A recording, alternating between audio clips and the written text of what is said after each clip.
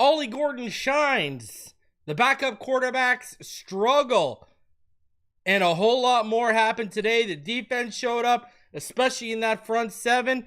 We're going to cover it all. Plus, our team's monitoring Tyreek Hill right now in the situation with the Miami Dolphins. We're going to talk about it all. So do me the favor, smash that like button. Subscribe if you're new.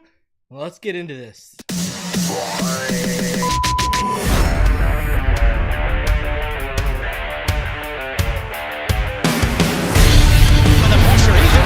Loses the football. Touchdown! Got it! You have got to be kidding me. Jalen Waddle has a Dolphin touchdown. And he will score! Field on the near side, man open, touchdown!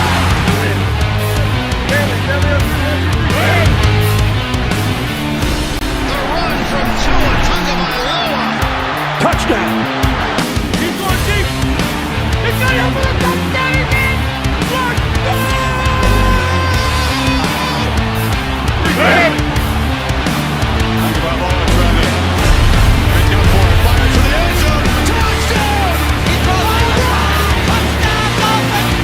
Beautiful day to be a Dolphin fan. Let's go!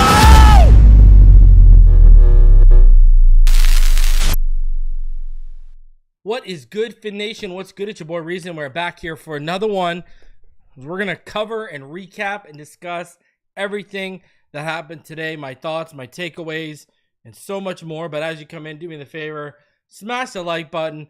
Subscribe if you are new. I mean, it is a it is if you did watch my live reaction, came home and yesterday from vacation, got in around 11:30 Eastern, and we talked to the cat sitter today because she was here looking after our cat in the day.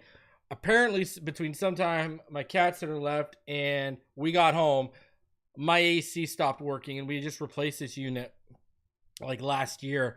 It is a balmy 89 degrees in my house right now for all you Fahrenheit heads. Oh my Lord. So I'm here. Hey, show don't stop. So we got a lot to go over today. One thing I did want to talk about before we go in, I had someone in the chat, earlier saying, I thought Zach Wilson was solid today. Listen, neither backup quarterback was good today. Quinn Ewers, you got to learn to protect the football. I mean, there is literally nothing else to say other than that. I mean, the Theo Weiss throw at the beginning, his first throw of the game, Theo Weiss was wide open for the first down conversion, and he airmailed it, right? There's no other way around it. Quinn Ewers airmailed it. I'm chalking that one up a little bit to nerves, okay? I'll give you the benefit of the doubt. But, man, between him and Zach Wilson showed us who we knew he was today. If you haven't got a chance, there is video out there of Zach Wilson talking post-game. And Zach Wilson straight up admits that he told the offensive line, some of those sacks, let's be honest, most of those sacks weren't on you guys. And he even says this guy was getting to the end of his progressions. So I don't know what he wasn't seeing. I don't know what he wasn't anticipating. I guess he just wasn't seeing the windows. I don't know what was going on with Zach Wilson today, but he is who we thought he was. I mean, let's be honest. Zach Wilson should have thrown 2 pick sixes today. And if it was against starters, they would have been pick sixes. On the one screen, right now, he had multiple screens where, he didn't deliver the ball well off. I mean, the guy had a walk-in touchdown to Tanner Conner. And, he's out here skipping rocks with a football. I don't know what he's doing, falling off his back foot. But then, he's falling off his back foot and making a, 25-plus yard throw to Tajay Washington on the money. I mean, you figure this one out. I don't know what's going on, just because he has a little pressure coming off him. He wasn't good. And those are throws we see Tua routinely make with the pressure bearing down on him. So, you saw he got Nick Westbrook Akine into a position where Akine was creating after the catch, right? And then he had that throw to Tajay Washington. I mean, you look at his stat line today, and the fact of the matter is, Zach Wilson finished with 96 yards today, okay? And, I mean, 69 of them came on 2 throws where Nick Westbrook-Akine did all the work after the catch, but then that off the back foot, little flick of the wrist throw he made to Tajay Washington. Other than that, he's very mediocre. I mean, I was talking about this while we were watching the live reaction. You could see it in real time. The game looked like it was moving too fast for him. Timing throws have never been his strength. Anticipation's never been his strength. Being a high-level processor's never been his strength, but all of a sudden we think these things are going to change. You could tell. That's what's frustrating. You see the traits with the throw to Tajay Washington, with him using his legs to get outside.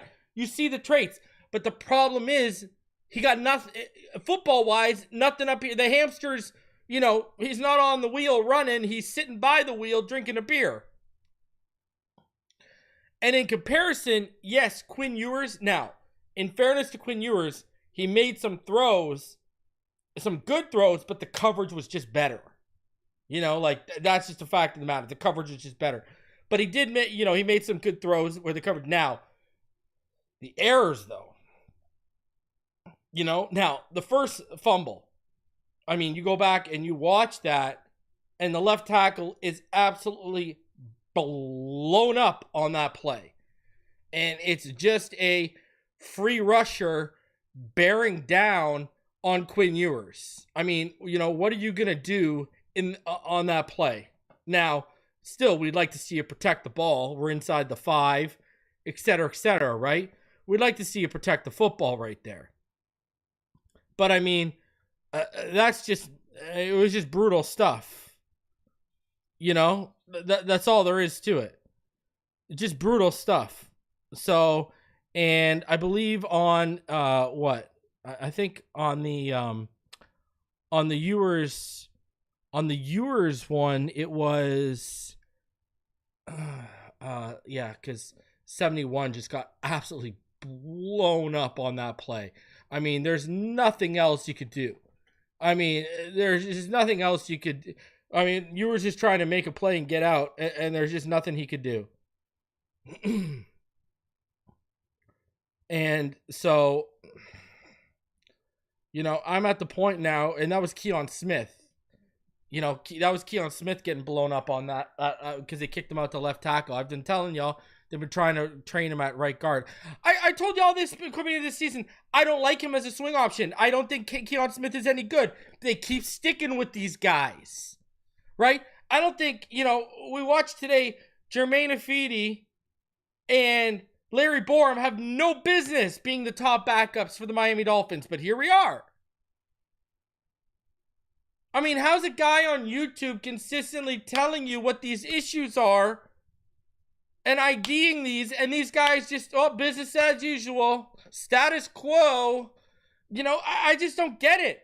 Stop wasting your time investing in assets that aren't going to give you any return. Eichenberg, Keon Smith. Now, this Larry Borum feels like Jack Driscoll 2.0. Jermaine Ifedi has no business being out there. This is why, yes, I was pushing for Kenneth Grant and Will Johnson the hardest. But I also wanted Armand Membo. I mean... And, Jonas Savaianaya talked about it after the game, and he said, that even the starters didn't get enough push in short yardage. I see people, the run, when we'll talk about the run game and specific player details later on here, but, the run game later in the game. Look at how many rushing touchdowns. Yeah, but how many of those rushing touchdowns came again in short yardage conversions came against guys that are going to be stocking shelves in Walmart in a few weeks? I'm worried about when we had what would have been our starting 5 had the season started today, And we getting shut down in 4 straight run situations inside the 5. And let's be honest, they're hanging our running backs out to dry. Now, there was a play where I thought where if Jalen Wright just would have hit the hole downhill, probably would have gone in for a touchdown. But he delayed behind the line of scrimmage, did a little stutter step, and boom, he shut down. But I mean, what was that 4th down? Where they just shot through their gap and penetrated the backfield right away. There's nothing Jalen Wright could have done. He would have needed to turn into the invisible woman, Sue Storm, so he could have went right through them. What was he going to do? So I think, there's still issues here that are, listen, I got to see better. Tua marched us down the field. On that first drive, Malik Washington is wide receiver 3, people. I've been telling you this. I stand by this. This kid is that dude out of the slot. You saw the chemistry. You saw the trust between Tua and Malik today. That's the dude, man.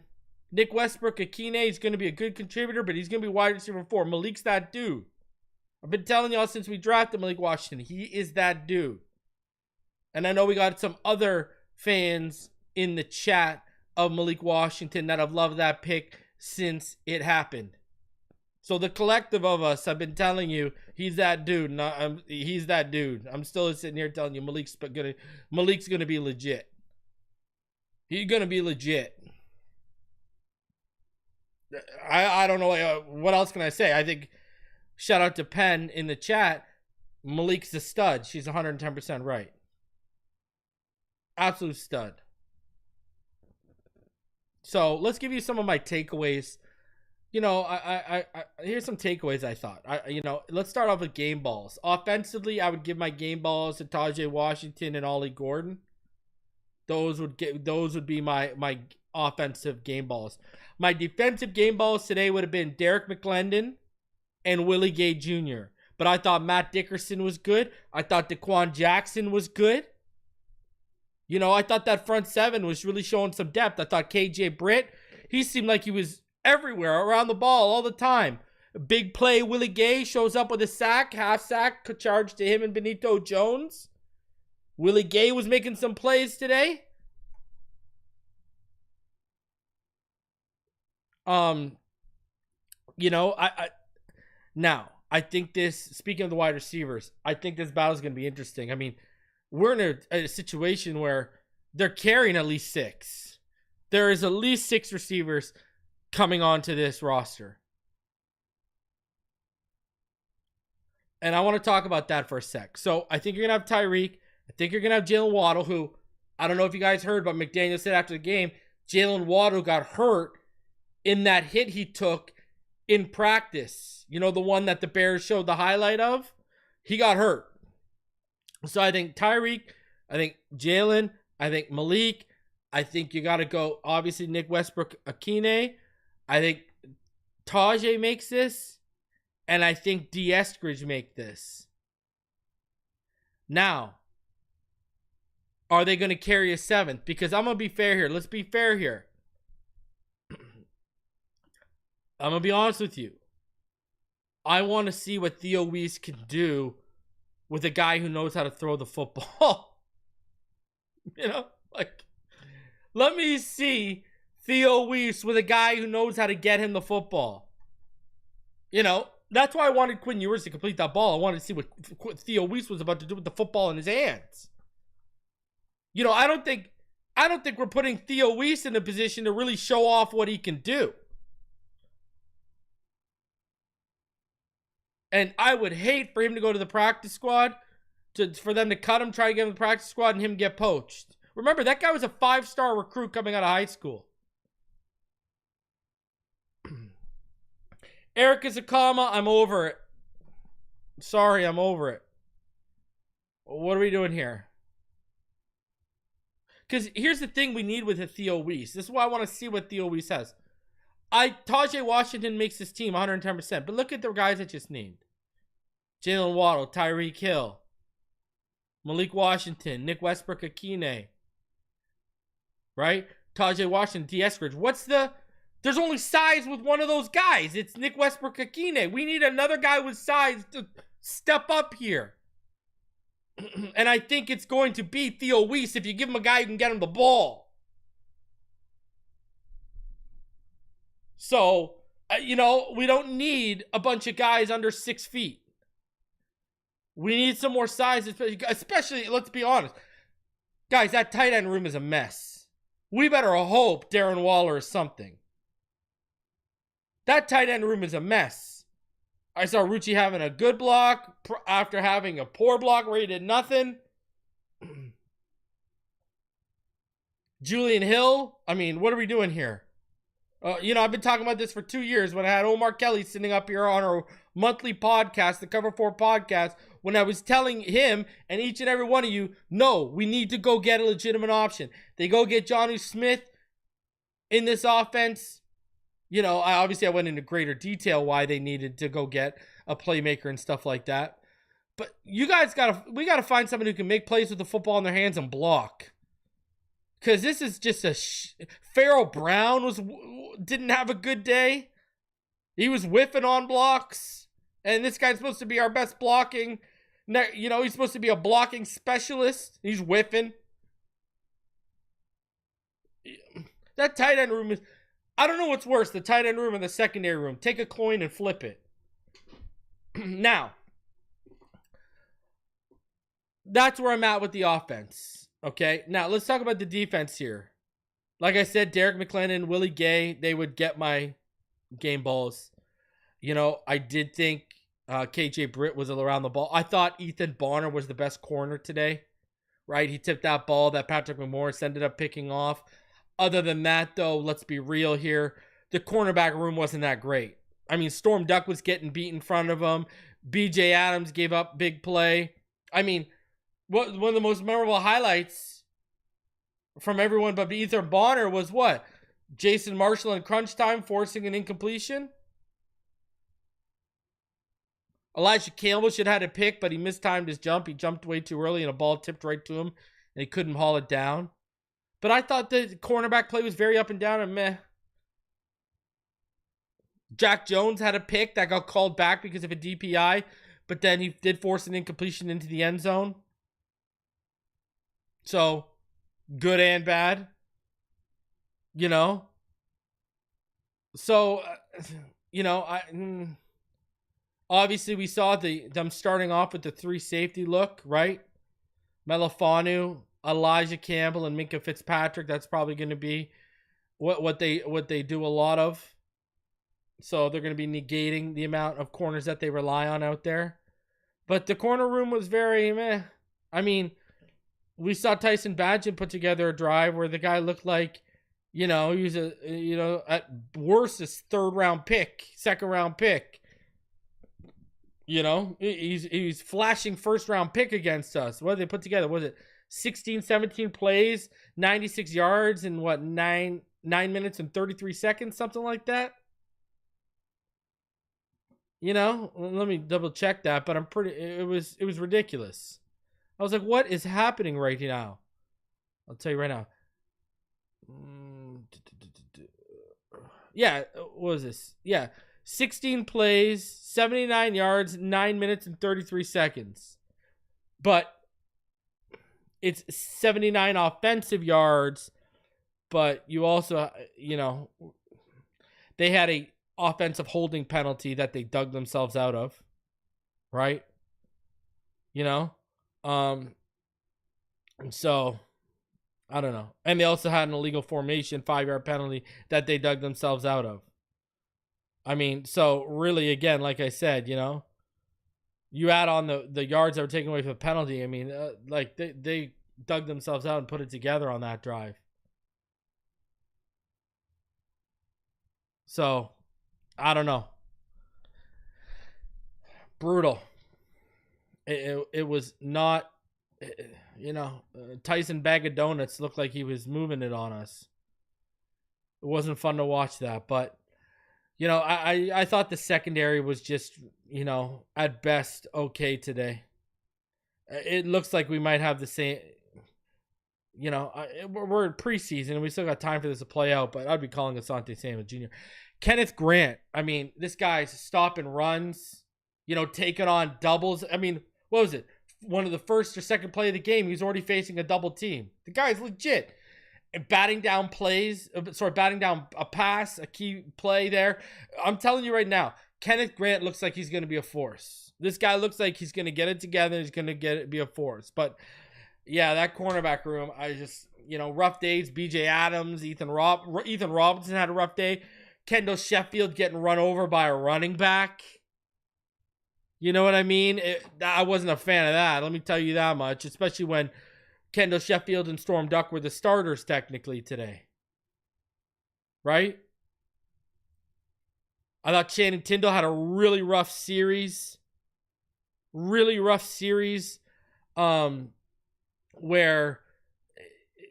it looked like he had a foot out the door. Let's put it that way.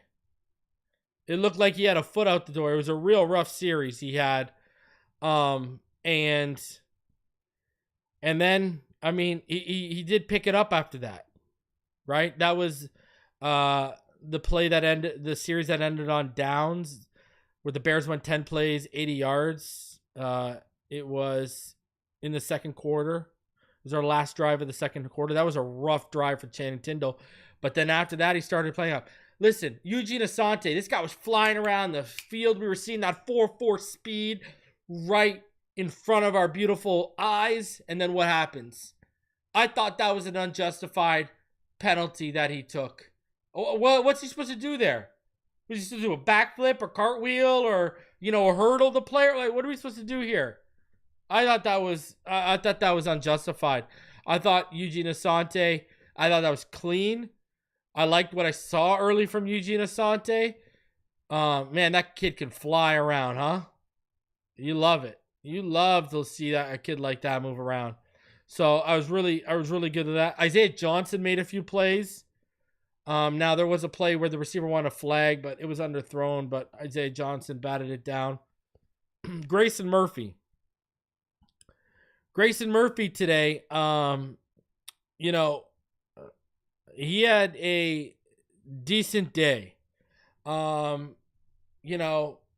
Wasn't setting the edge well at times, but then you see that what keeps him hanging around. You saw the pressures, you saw the tackle for a loss, you saw the sack. You saw the flashes in the pan happen that keep him lingering around. So I thought, he had an up and down day pretty much with Grayson Murphy. He had a chance at an interception too, but those short arms just couldn't reach out and get it. A guy who I thought was actually really good today was Jordan Phillips. I think they got something in the interior there. I really think they got something in the interior with Jordan Phillips. I think this is a guy who can eventually take that starting role from Benito Jones. And I wouldn't be shocked if we're sitting here week 10, week 12, and Jordan Phillips is the starter. I really like what I saw from Jordan Phillips today. I thought he was really, really good. Patrick McMorris, we talked about it at the pick, but reminding everyone, hey, don't forget about me and how good I was last year. Right? Another guy who I thought was really good on the interior was Zeke Biggers. Zeke Biggers was making plays. I like seeing that. I think this is going to be a good draft class, ladies and gentlemen. I really do. I think this is going to be a good draft class that we look back and we say, hey, man, they had a lot of hits. So, man, I love it. And I'm going to go back. Let's talk about special teams for a second here. Man, how much better does it look? You can already feel the difference in just the energy without Danny Crossman. Oh, my God. Greg Ackerman, I hope I meet you at camp so I can shake your hand and say, this is what special teams. And Jake Bailey, tick, tock, tick, tock. Hey, don't think we all didn't see Ryan Stonehouse is starting to hold for Jason Sanders. If Stonehouse is going to become a holder, what good are you now? Because I saw one punt from Ryan Stonehouse. The first punt of the game from him. And I said, well, I'm good. I'm sold. Let's go. So, you know, I thought the energy was good. Now, the reason why we're having mistakes is look at how many rookies are having to fit in there right now. But the return game looked a little bit more explosive.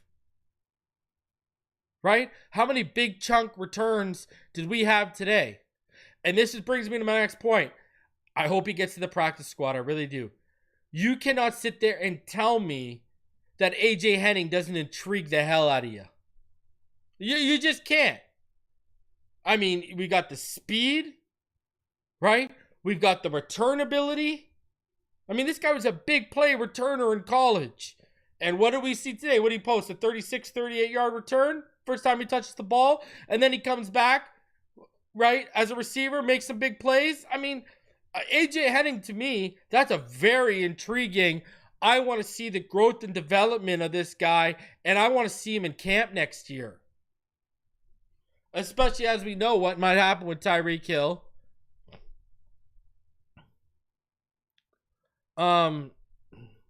J-Boy, I did think Andrew Armstrong, I agree with you. The route, I hope you're talking about the drop. It looked crisp. But, bro, you got to hold that ball. Quinn Ewers delivered that football, bro. You got to hold that thing in. You got to come down with that. Especially when Theo Weiss is clearly ahead of you. From everything I'm hearing and talking to people that are there every day for practice, you got to hold on to that, man. You got to hold on to that. So, but I do agree with you. I will say the same thing for Andrew Armstrong that I said for Theo Weiss Jr. I want to see what a good quarterback throwing to them can look like. Like, that's the thing. Quinn Ewers is learning, right? I've told you, all these people who are hyping up for QB1, they've lost their mind. They're just going to ruin this kid, like, for fans like Skyler, because there were people actually cheering for Quinn Ewers' downfall today and his struggles today because they were so sick of hearing these narratives brought back up again that we just went through with Skylar Thompson, that we'd been through with Teddy Bridgewater, Jacoby Brissett, or Jabroni Brissett as we called him on here. You know, they've heard these narratives they don't want to hear them anymore. And it's actually spoiling Quinn Ewers. So there were people actually rooting against Quinn Ewers today. When I will say this about Quinn Ewers. Quinn Ewers looked like he was processing quicker and he was far more decisive than what Zach Wilson was. We can sit here and we can talk about the airmail throw to Theo Weiss. I've already said I thought Quinn Ewers made some good throws today, but the coverage was just better against his receivers. But you could see he was processing quicker, he was seeing it quicker, and he was ripping it quicker. He was triggering way quicker. While you had Zach Wilson, it looked like he was afraid to make a mistake. And it looked like he wasn't seeing it quick enough. Right? That's what it looked like. When I hear you saying, when I can watch you and see that the things aren't regulating and clicking quick enough for you, and then I hear you after the game saying you're getting to the end of your progressions on most of these, we got problems here. Because this tells me, again, what I told all you, he's not a good timing thrower, he has no anticipation, he's not a good processor. This is the issue we are having right now again with this guy. Yes, he's got the legs, yes, he's got the arm. You all saw the throw off the back foot to Tajay Washington. Wish you could do that on a screen, but c'est la vie. You all saw that. But the fact of the matter is, like I said earlier, the hamster's not on the wheel running. He's lying down behind the wheel drinking a beer. You can have all the traits in the world, but if it ain't up here, sorry, brother. The quarterback position, 90% of it is up here. It's cerebral. And you can just see it. You can see it. He is who he thought he was. He's going to flash a bit for you, but for the most part, he's going to drive you wild. You know, it's not a matter of how many hairs you're going to pull out. It's a matter of how many of those are going to go gray. You know, like, Jesus. So, I don't know. But I will say Quinn did look more decisive, and he looked like he was processing it quicker. So that was a positive to take away if you want to take away a positive from Quinn Ewers. So, but yeah, listen, I think this front seven, the depth, the depth we're showing. I mean, Dickerson's making plays, McClendon's making plays. I mean, they're making us forget about guys like Quentin Bell who were performing last preseason, right? They're making us forget already. Zeke Biggers, Jordan Phillips making plays. Man, I love it. I love it. Even Ben Stilley was making some plays out there too, right? And that linebacker core, I mean, it's good. KJ Britt, I liked what I saw today. Willie Gay, big play Willie Gay. Oh, baby, I love it. I love it. I love what I saw from Asante, from Eugene Asante. Daquan Jackson was showing me some stuff I really liked out there. So, man, I like it. Now, let's just get those corners on lockdown. All right, let's just get those corners. I was not thrilled with watching Kendall Sheffield in run support getting ran through. So, we'll see how it all rolls. But let's get further into this right now. Yeah, Jordan Phillips, he's a beast. All right, he's a beast. So we got a couple things to talk about. So we're going to talk about some post-game comments. I'm going to play the clips and we'll look at them. And then I want to play this clip from Jeremy Fowler from SportsCenter that I went ahead and found. Shout out to the home Dolphin fan for directing me into, towards the article about it. I actually went out and hunted down the clip, chopped it up, edited, so we can show that for you right here. So let's start off with some of the post-game comments. Let's start off with Mike McDaniel too. Now, he talked about the run issues and, and some of the starter stuff today. So let's get into what he said here, all right? Let's get into Mike McDaniel. I think there was some really good things to work off of and coach off of. I saw, Vaughn was running the ball very well. I liked the way Tua was playing. And then there was an opportunity to get live short yardage goal line work.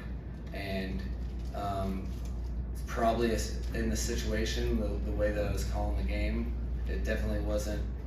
I really wanted the reps. I wanted the reps of pad level. I wanted it on He would have bootlegged too on one of those. And we at need minimum those situations. You hope to have those situations. It was nice to have the situation with the ones, and the idea is that you get better from practice and preseason. So in those situations in the regular season, you score, but it was not good enough at the end. Very good all the way up until I think it was a 16-play drive, if I remember correctly. So there was a lot of execution, and I think we started behind the 8 ball with an illegal formation. Our tackle wasn't Larry Bourne on scrimmage. So to overcome that and all those things that are normal in games, I was pleased with that, and that was the point. I mean, what can you say? I mean, even Jonas Savaianaya got in front of a camera today and microphones today and basically said they recognized they needed to be better. Now, the run game obviously did get better as the game progressed. Ollie Gordon was an absolute stud today. It didn't matter whether he was catching the football, running with the football. I mean, you all saw that first run. That man had him dead to rights, had his jersey and everything. He spun off of him and broke it out. Ollie Gordon had a really, really good day today. And with Alexander Mattison, because another thing Mike McDaniel talked about with the run game today, apparently Alexander Mattison, he is not in concussion protocol. He does not have a concussion. He is all good in that sense. All right? But at the same token, apparently, he's dealing with neck and shoulder soreness. And they said they're going to find out in the next couple days. Now, Elijah Campbell, who also went down, his injury doesn't appear to be serious, thank God. But in speaking of injuries, he did say today, Jalen Waddle, who got banged up, like I said, in that hit at joint practice, and Jalen Phillips were banged out. That's why they were out today. So Alec Ingold, he is in concussion protocol. Austin Jackson, lower leg injury. Here we go again. And Tyreek Hill with the oblique, they were out. Everyone was out today that didn't suit up was because of injuries. Now, Cam Smith, Ashton Davis, Dante Trader Jr., Baron Matos, and Andrew Meyer were also out today. They didn't play. Cam Smith, I mean, I don't know what this, I mean, I can just, it's here. I don't know what to say about Cam Smith. The injuries are just stacking up way too much. But, I do agree with him. He would have called that drive way better. Even I said during the live stream, yeah, I would have called the bootleg here, but he wants to run the ball. Right? I mean, I had a discussion with someone who had a comment in the chat about it. So, I get it. Wants to use up the reps. Want to see if you can punch it in and get it done. Now, I got to go back in the All-22, but I know it wasn't all on the running backs. So, I mean, we'll see how it goes. But that running game, that is why I love what Ollie Gordon did. I love that we punched in a bunch of touchdowns on the ground today. But I'm not going to sit here and do backflips when I watch what our ones do on 4 straight runs inside the 5. Until that improves, what's there to really talk about?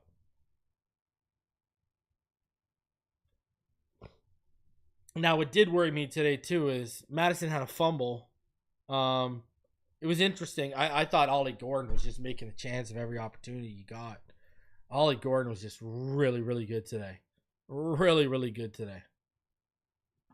So, love what I saw from Ollie Gordon. Those ones, they need to finish those drives off, man. Now, McDaniel did talk about, as we all know, on Friday, there was a scuffle between Jordyn Brooks and Tyrel Dodson.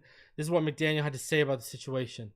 I'm not pumped about the front part of it, but I also knew that the people that were engaged in it were, they came up to me and explained kind of what happened, and the biggest thing is they took the time to apologize to the team, and things happen in life and in football, but when you have people that on their own accord want to talk to the team and explain what happened, and it brings your team closer, because I think they understand that there's something bigger at play than just their names when you're fighting in a joint practice, and I think they're like brothers. It was very much like a brotherly fight. They knew it wasn't to our standard and what we're about, and so they were accountable with their teammates and I think and to the team. So overall, I think it was something that family business that families go through, and I think we're stronger because of it. But that's only because of the type of men that and the accountability that T-Dot and JB really showed. Jordyn Brooks, I mean, he's the leader of this team, but Teron Armstead talked about this on his podcast. It was basically one of those things of Jordyn Brooks saw what was happening on the other side of the field. He didn't want no tag offs. He wanted to start finishing these plays off and letting the Bears offense know what time it was. Tyrel Dodson tagged off on one of the plays, and that's where we're at. He got in his face about tagging off and telling him, no, finish this off. It got heated, blah, blah, blah, blah, blah. So it's really just a huge, big nothing burger, I think. It's settled, but hey, Tyrel, you better watch how you move, brother, because that big play, Willie Gay, he's staring down the barrel. He wants that He wants that LB2 spot, brother. You better. And hey, from what we saw from KJ Britt today, wow, man, this front seven. If you saw my episode with Cam Wolf, I said it there, I'll say it again. This front seven has potential to be the best in the AFC, if not the NFL. There's potential here for this front seven. We just need the back end to hold a little bit here. So Tua, he got in front of the camera today too a little bit. He discussed his drive when he was out there today. This is what he had to say. Well, I would say first off, it's important for any of the starters to be able to get some play time before the actual season starts. I would say for me, it wasn't more important, as it was for the next guy to be out there, just so we can get those game-like reps, work on the timing, work on the noise, work on the focus, just work on every aspect of our game outside of just what that play entails. And I thought that was really good. Forced us to communicate a little more, and also in the huddle too, clock management. You got that, and it's another opportunity for an away game, clock management. You try to simulate as best as you can a real like atmosphere type of game. Although the crowd, wasn't really getting into it on third downs and fourth downs, but you want to try to do your best when you do have that chance. Do you think this is all the preseason work you need, or would you like to get some in-game reps with Tyreek and Jordyn? Well, I would say we've got a good amount of reps throughout this training camp. Even OTAs, we got a good amount of reps. I think the thing with that, they need to take care of what they have to with their bodies and how that works out. I'd rather have them for our season, instead of something happening to them preseason. But I think we got a lot of work in with those guys. But if I end up playing again, let it be. I'm fine with it. And as you know, Tua did campaign to play today. They weren't actually going to start him, and then he said, I want to play today, and they ended up playing him. I mean, what are you going to do against Detroit? They're probably going to be physical in joint practice. They'd be physical in the game. This is where I'm at. I would sit the starters, and then I'd play them maybe for a drive or two against Jacksonville. But, I don't think they need to play against Detroit. I'd have them play at home next. I wouldn't have them play on the road again next week against Detroit.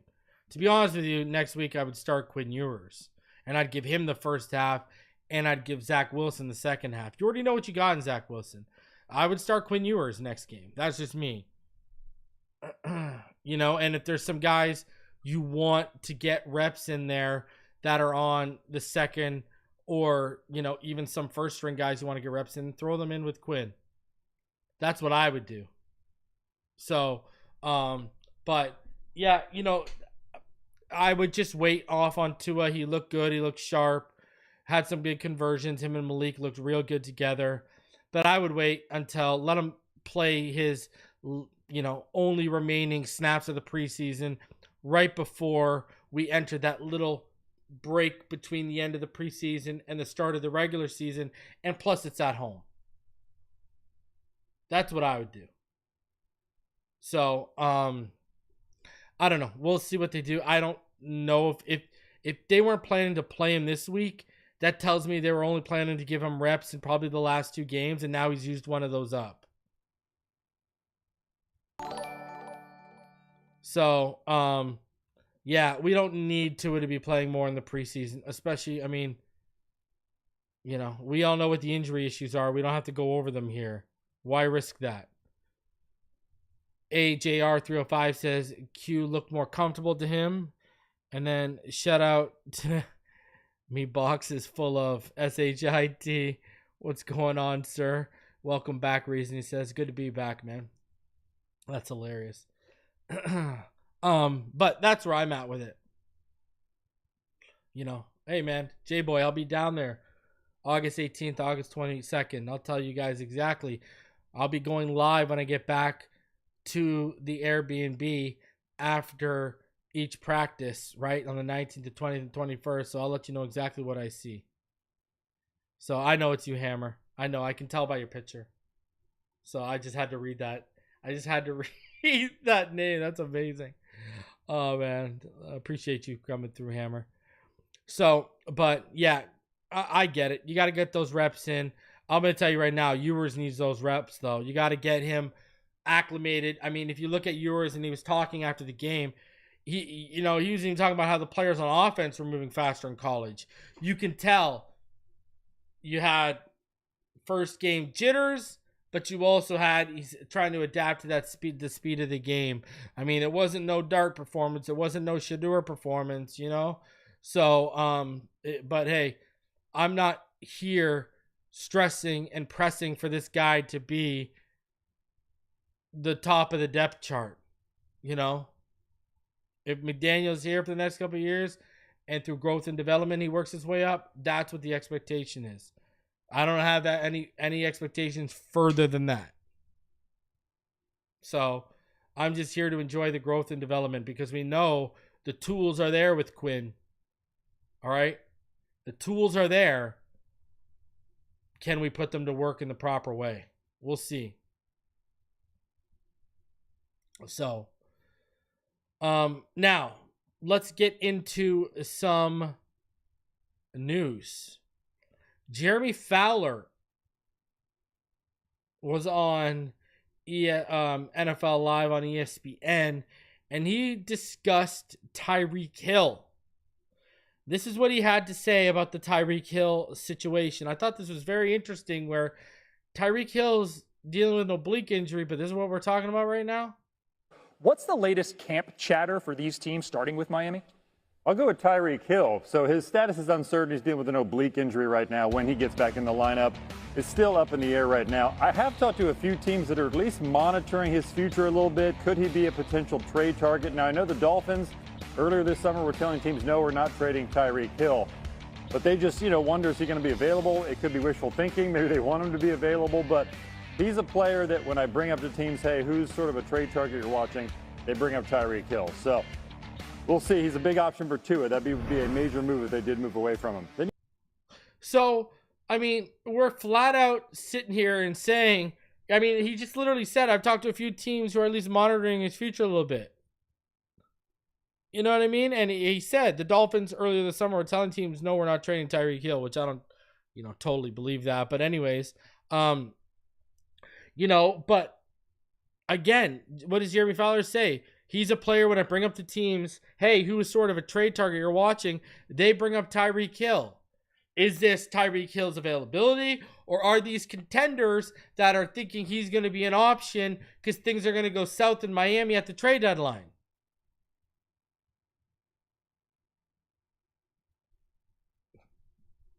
I don't know. I find it interesting that he's dealing with an oblique injury and he's out right now, and this is a conversation. Listen, could they trade him at the trade deadline?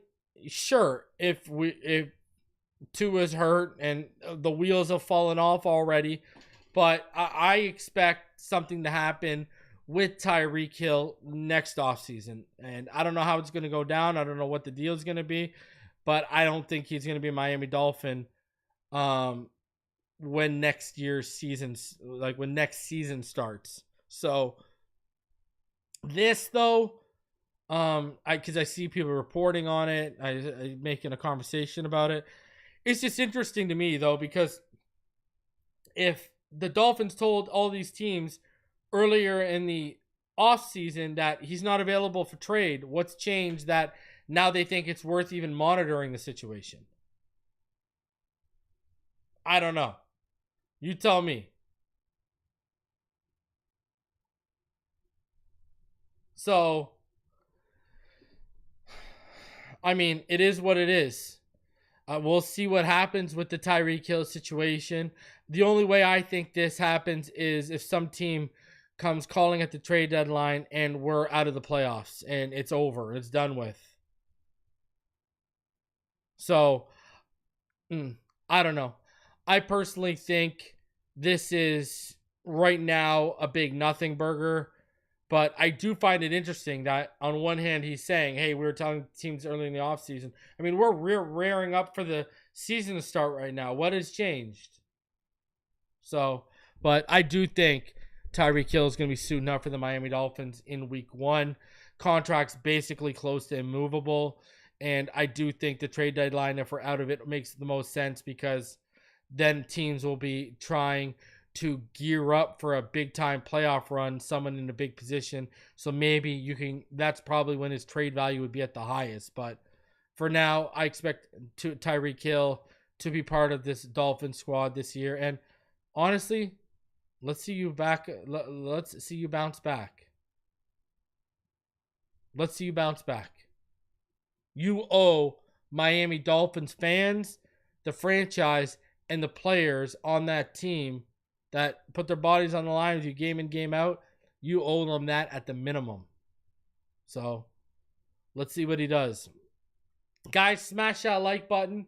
Subscribe if you are new. Dolphins tie the Chicago Bears 24-24 to open up the preseason. It's now on to Detroit and then Jacksonville, where I will be live, boots on the ground in Miami for the 19th, 20th practices of August, as well as a joint practice with the Jags. So a lot coming your way. Keep it locked in. Appreciate each and every one of you. Smash that like button. If you're new, subscribe, as we're just about to hit 18,000. And I'll see y'all in the next one. Until then, fins up all day, every day. Have a fantastic rest of your morning, afternoon, evening, or night, whenever you're watching this.